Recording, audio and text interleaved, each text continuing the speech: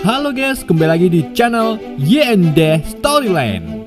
Di video kali ini, admin akan mendongeng sebuah film action berjudul 6 Bullets yang dirilis pada tahun 2012. Jadi om-om, film ini menceritakan tentang seorang ayah petarung MMA yang menyewa seorang mantan tentara bayaran untuk mencari putrinya yang hilang karena menjadi salah satu korban perdagangan manusia oleh mafia yang keji.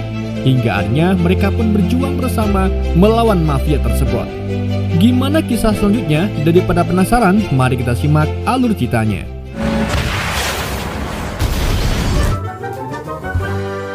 Gak bisa bahasa Inggris.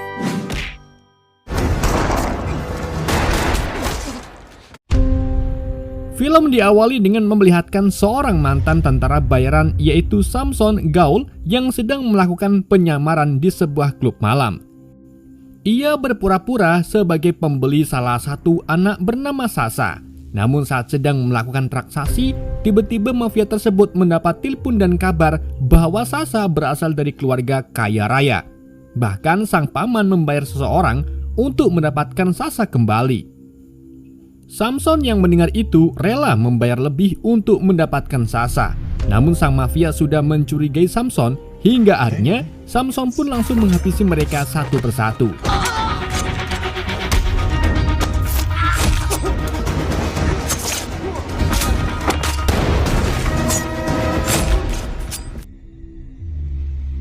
Ia lalu membawa pergi Sasa yang ternyata memiliki nama asli Victor.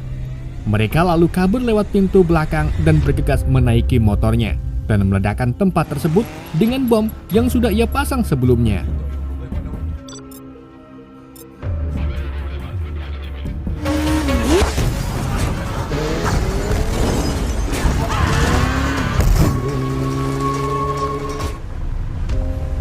Di pagi harinya, Samson mendapatkan telepon dari Inspektur Victor. Ia pun bergegas menuju tempat yang semalam ia ledakan. Namun, Samson justru langsung dimarahi atas perbuatannya tersebut. Saat ingin membela diri, Inspektur Victor kemudian memperlihatkan dua mayat anak perempuan yang menjadi korban. Saking terkejutnya, Samson hanya bisa diam, tak tahu harus berbuat apa. Inspektur Victor lalu menyuruhnya untuk tidak ikut campur lagi masalah yang seharusnya ditangani polisi dan memintanya untuk tetap bekerja di toko saja. That's what I do. I got the child out. Burrows in the walls. Fire spreads. Most of them died from smoke inhalation. You're a soldier. Leave police work to the police. 6 bulan kemudian di Moldova, tibalah satu keluarga yaitu Faden sang suami sekaligus petarung MMA, lalu istrinya Monica, dan disusul anaknya yang bernama Becky. Saat sedang asik memotret anaknya Becky, dari kejauhan, tepatnya di dekat pintu masuk bandara, terlihat seorang wanita bernama Emilia yang diam-diam memotret Becky dengan gerak-gerik yang mencurigakan. Akhirnya, keluarga tersebut pergi menuju hotel yang mereka sewa. Scene berpindah di toko daging milik Samson, di mana ia masih dihantui oleh rasa bersalah pada dua anak perempuan yang menjadi korban atas perbuatannya. Kita kembali lagi ke hotel, di mana Faden sedang menonton pertandingan tinju karena ingin mengetahui teknik salah satu lawannya nanti. Namun Becky merasa khawatir jika ayahnya bakal kalah dan menyarankan untuk menjadi pelatih saja daripada pemain. Namun Faden menjelaskan bahwa ia sudah mengetahui kelemahan lawan mainnya, sehingga ia bisa mengalahkan dalam 2 ronde. Becky kemudian ke balkon untuk mencari sinyal dan bertemu dengan Emilia yang mengajaknya berbincang. Ketika Faden selesai mandi, ia sudah tak melihat keberadaan Becky hingga ia menemukan sepucuk kertas dari Becky yang berpesan bahwa ia sedang mencari es dan akan kembali 5 menit lagi. Faden pikir Monica membiarkan Becky pergi seorang diri. Namun kenyataannya Monica bahkan tidak tahu akan hal itu. Saat ditelepon, tidak ada jawaban darinya. Faden pun lalu memutuskan untuk mencari anaknya tersebut. Ia lalu bertanya kepada resepsionis dan meminta agar memanggil security keamanan. Tapi tiba-tiba ia tak sengaja melihat seseorang yang sangat mirip dengan Becky. Faden pun mengejarnya keluar, tetapi sayangnya ia bukan Becky. Karena saking paniknya, ia bahkan membuka kap mobil orang lain dan menanyakan soal putrinya lewat foto, hingga ia terus mencarinya. Di malam harinya, polisi pun turun tangan dan langsung melakukan pencarian hingga menggeledah klub-klub malam dan mengecek CCTV hotel. Namun semua itu tidak membuahkan hasil. Berita tersebut bahkan sampai masuk ke TV nasional. Only a few hours after landing in Malta, Andrew Faden continues the mysterious disappearance of Kita beralih ke Samson yang sedang menonton berita tersebut. Hingga tidak berselang lama, Faden dan Monica datang ke tokonya dan bertanya dengan sopan ingin menemui dirinya. Samson yang sudah tahu maksud kedatangan mereka pun langsung menolak bahwa dirinya tidak bisa membantu mencari Becky. Faden bahkan menawarkan sejumlah uang agar Samson mau membantunya. Monica lalu menambahkan jika pria dari Kedutaan Besar Amerika lah yang menyarankan mereka untuk meminta bantuan kepada Samson. Namun sayangnya, Samson tetap menolak dan menyuruh mereka untuk meminta bantuan kepada polisi saja. Karena tidak berhasil membujuk Samson, akhirnya mereka berdua pun memilih untuk pergi. Bahkan setelah kepergian mereka, Samson masih terus dihantui oleh rasa bersalahnya. Setelah itu, Samson pun bersiap untuk pulang. Tapi tiba-tiba ia kedatangan pria dari Kedutaan Besar Amerika yang ternyata anaknya sendiri, yaitu Selwyn. Ia bahkan sudah mengetahui bahwa anaknya lah yang sudah menyarankan Faden dan Monica untuk mendatanginya. Selwyn pun memohon kepada Samson untuk membantu mereka karena polisi pun sampai saat ini tidak membuahkan hasil sama sekali. Karena hanya ayahnya lah yang bisa membantu dan ia percaya fleksibilitas dan kemampuan ayahnya melebihi polisi. Namun sayangnya, Samson tetap menolak dan tidak menghiraukan perkataan anaknya. She's running out of time. Sorry, I can't. You know I can't. Do you enjoy seeing dead people? Or your skill set? That color she call your mother. Di sisi lain, Faden masih berjuang mencari Becky hingga ke klub-klub malam dan memberikan uang di setiap orang yang ia tanyai. Sementara Samson sedang melihat dokumen tentang anak-anak yang sudah ia selamatkan dan teringat anak yang terakhir kali ia selamatkan hingga membuatnya menangis. Faden lalu bertanya kepada seorang wanita Gypsy yang sedang duduk sendirian. Lalu saat wanita tersebut melihat foto Becky, ia langsung menunjuk sebuah klub di depannya. Melihat itu, Faden pun bergegas menuju ke klub tersebut. Ia lalu bertanya kepada bartender sambil memperlihatkan foto Becky dan mengatakan bahwa wanita Gypsy di luar yang memberitahu dirinya kalau anaknya berada di klub ini. Tetapi sang bartender mengatakan tidak pernah melihat Becky dan memberitahu Faden bahwa wanita Gypsy di luar adalah penyihir linglung yang belum sadar selama 3 tahun. Faden lalu bertanya kepada dua pria di sampingnya, namun dua pria tersebut justru mengolok-olok dirinya dan mengejek dirinya bukanlah ayah yang baik karena membiarkan putrinya pergi ke klub. Faden pun tak terima atas perkataan mereka dan langsung menghajarnya, hingga terjadi perkelahian yang membubarkan semua pelanggan klub.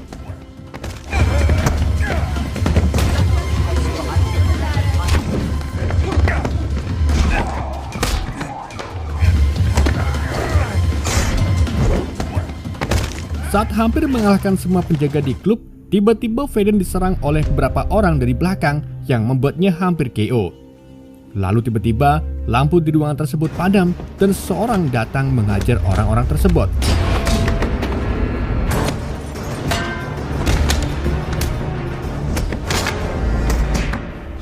Saat berhasil mengalahkannya, ia lalu menolong Faden dan membuka kupluknya. Dan siapa sangka orang itu ternyata Samson. Singkat cerita, pagi pun tiba. Samson ternyata membawa Faden ke toko daging miliknya. Faden pun heran kepada Samson yang berhasil menemukan dirinya karena ternyata itu memang sudah menjadi tugasnya. Samson akhirnya setuju untuk membantu mencari Becky karena baginya itu sebuah tindakan yang benar. Running around clubs. It's the right thing to do. Are you sober? I can see you coming, Miles. He said it was an older lady. Setelah itu, Faden dan Monica pergi menemui Inspektur Victor dan mendapat kabar bahwa Becky diculik di hotel dan dibawa menggunakan ambulan. Monica yang mendengar itu pun merasa sangat marah dan kecewa.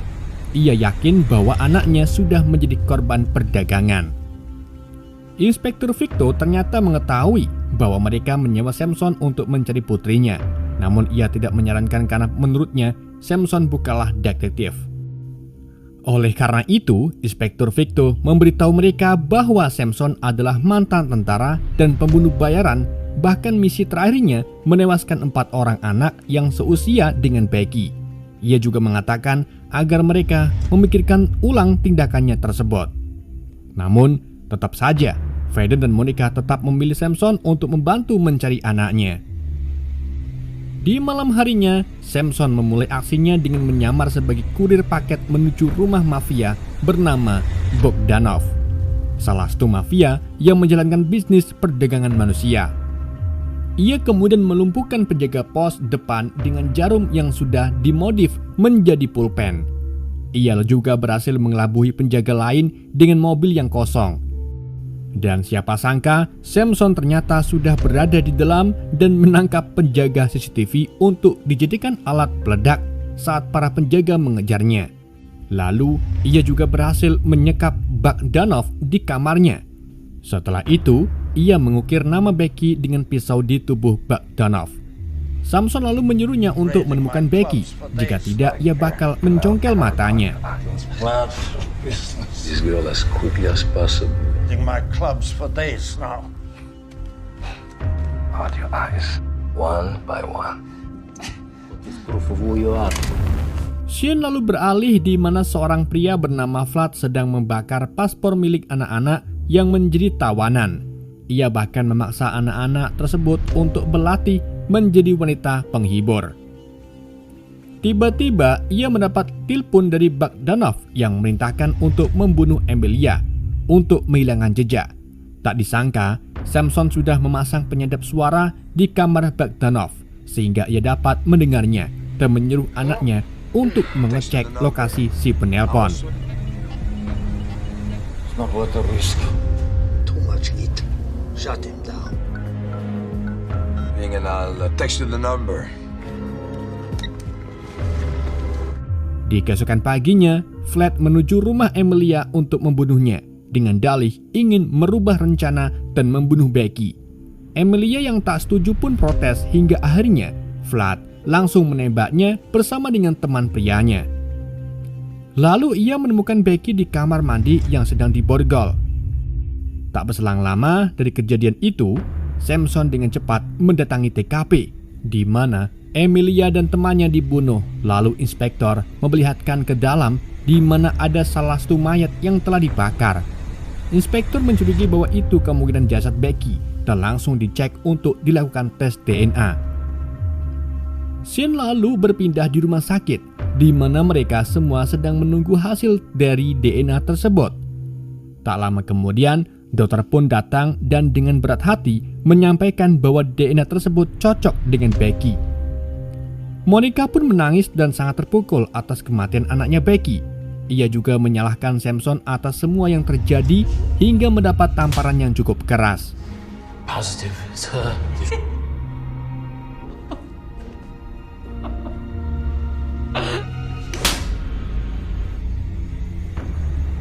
Singkat cerita, saat kembali ke toko daging, Samson lalu menyalahkan Selwyn karena Selwyn lah yang telah memaksanya untuk menerima tawaran tersebut. Hingga ia pun mengusir Selwyn. Tetapi sebelum benar-benar pergi, Selwyn kembali masuk dan mencuri pistol milik ayahnya. Karena hal itu, akhirnya Samson pun kembali frustasi akibat kegagalannya untuk menyelamatkan seseorang. Di lain sisi, Faden dan Monica bersiap pulang menuju bandara. Tak lama kemudian, Bogdanov mendatangi Samson yang masih setengah mabok. Ia datang bersama para anak buahnya yang siap menyiksa Samson. Bahkan Samson pun pasrah dan membiarkan mereka menyiksanya. Namun, di tengah-tengah sisaan, tiba-tiba ingatan Samson beralih ke Becky. Ia rasa ada yang tidak beres atas kematiannya saat melihat gelang yang Becky pakai.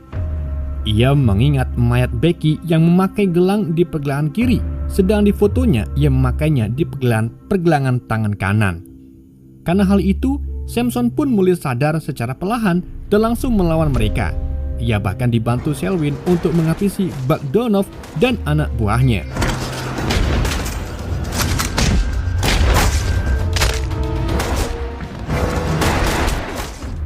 Setelah itu, Samson memastikan foto gelang yang dipakai Becky. Ia curiga Becky masih hidup. Kemudian ia meminta Selwyn untuk mengantarkannya ke bandara. Beruntungnya, Samson masih bisa mencegat Faden dan Monica di depan pintu bandara. Ia lalu menjelaskan semuanya, dari mayat yang mirip dengan Becky hingga kecocokan DNA. Menurutnya, semua itu sudah diatur hingga menyuap seorang dokter. Di malam harinya, Samson bergegas menculik dokter yang bernama Sui dan dibawa ke toko daging miliknya. Dokter Sui lalu diinterogasi dan mengakui bahwa ia dibayar oleh seseorang yang bernama Stelu. Samson lalu menelpon anaknya dan menyuruhnya untuk mencari informasi tentang Stelu dan hubungannya dengan Al-Kabiri. Alex found the way. Sure, our DNA matched the dead girl. Hollywood one where they kidnapped American girl. Di lain sisi, Vlad bersama si botak yang ternyata Stelu sedang berlatih senapan. Lalu tiba-tiba Stelu mendapat telepon dari Dr. Sui yang meminta maaf karena telah membocorkan namanya karena diancam. Akhirnya, Stelu pun menyuruh Vlad untuk mengurus kekacauan itu. Butcher is now with the parents, even if the parents do not devise the Sheikh in other ways. His real job is number 2 man. Samson kemudian membawa Faden dan Monica ke rumah aman. Ia menjelaskan bahwa Stelu adalah wakil menteri pertahanan. Setelah itu, Samson menyuruh mereka untuk tidak menggunakan ponsel dan memberikan pistol untuk menembak siapapun yang datang ke rumah aman. Sementara Samson pergi untuk mengecek polisi yang bisa dipercaya untuk membantu misinya. Scene berpindah di penjara tua yang sudah tak digunakan. Disinilah Becky disembunyikan. Sementara Samson mengancam inspektur untuk membantunya. Ia juga menjelaskan bahwa Becky masih hidup. Namun tiba-tiba datang anak buah Stelu yang mencari Samson. Untungnya inspektur membantunya untuk mengalihkan perhatian mereka. Kita kembali ke Becky, di mana ia sedang mengintip para korban. Namun siapa sangka, wanita bernama Maria lupa mengunci pintu. Becky pun tak membuang kesempatan itu. Ia lalu keluar dan mencari keberadaan ponsel miliknya. Saat berhasil menelpon ayahnya, ia lalu menyuruh ayahnya untuk menemukan lokasinya saat ia menggunakan laptop yang digunakan, di mana terdapat program aplikasi yang sudah terhubung dengan ponsel milik dirinya, sehingga sang ayah bisa mengetahui keberadaannya. Namun aksinya diketahui oleh salah satu penjaga hingga akhirnya ia pun dibawa kembali ke kamarnya. Sementara itu, Samson dan Selwyn sedang membongkar perlengkapan senjata yang akan ia gunakan untuk menyelamatkan Becky. Selwyn lalu mendapatkan informasi bahwa Al-Kabiri adalah pemodal utama pasukan Sudan Utara. Dia juga sering membeli senjata baru, bahkan Al-Kabiri suka mengoleksi gadis perawan berambut pirang. Oleh karena itu, Stelu ingin menukarnya dengan senjata. Lalu tiba-tiba Selwyn mendapat telepon dari Faden. Ia mengatakan sedang menuju penjara tua di mana Becky berada. Kemudian Samson pun bergegas menyusulnya. Al-Kabiri's a collector. $1 billion. Maybe more. And see if... We're on our way there right now. Then, why using the phone? An ambush too. Come on, let's go. Faden dan Monica akhirnya sampai di penjara tersebut yang ternyata dijaga oleh beberapa penjaga. Monica lalu mendapat ide. Ia berpura-pura tersesat lalu meminta bantuan kepada penjaga tersebut. Kemudian, Faden akan menyerangnya dari belakang.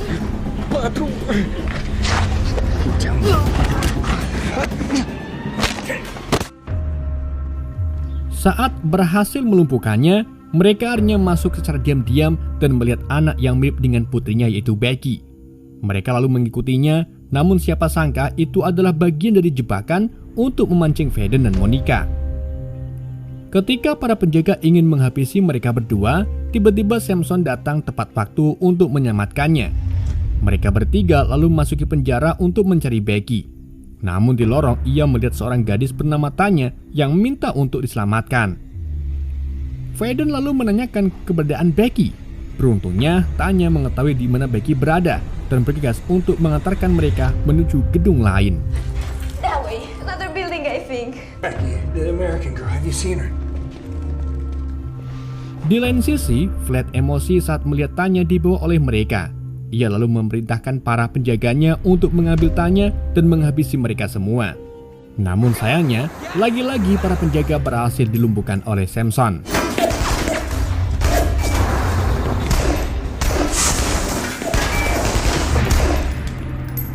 Hingga membuat Flat mengirim beberapa anak buahnya yang lain untuk menghadang Samson dan yang lainnya. Hingga terjadilah ledakan dan baku tembak antara mereka.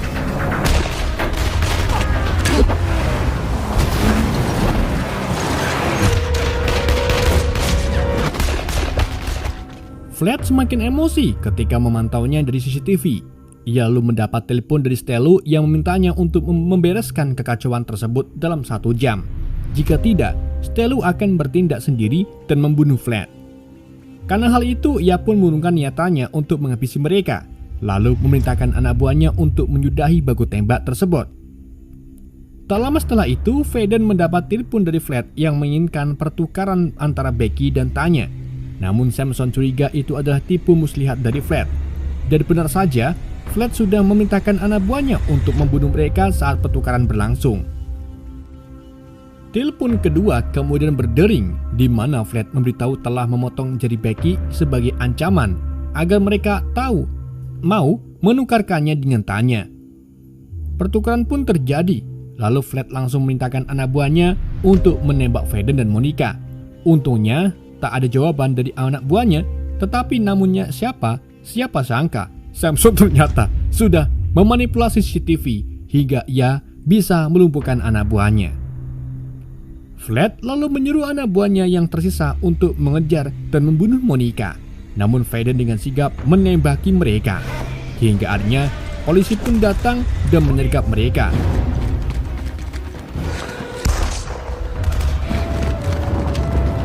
Get down! Get down! Sementara Flat hanya bisa diam saat melihatnya lewat CCTV. Kemudian Marina pun berhasil membotanya di hadapan Flat, di mana Flat sudah bersiap menghabisinya. Namun siapa sangka Flat justru kalah cepat dengan Tanya yang berhasil menghabisi Flat duluan. Dan ternyata Samsonlah yang sudah memberinya pistol.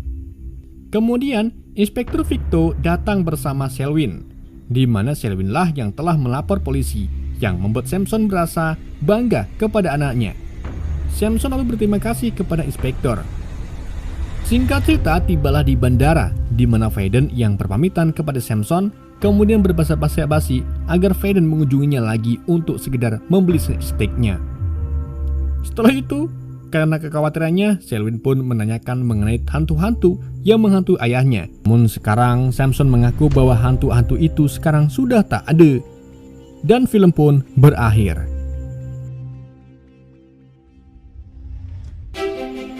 Oke guys, itulah alur cerita film Chick Bullet.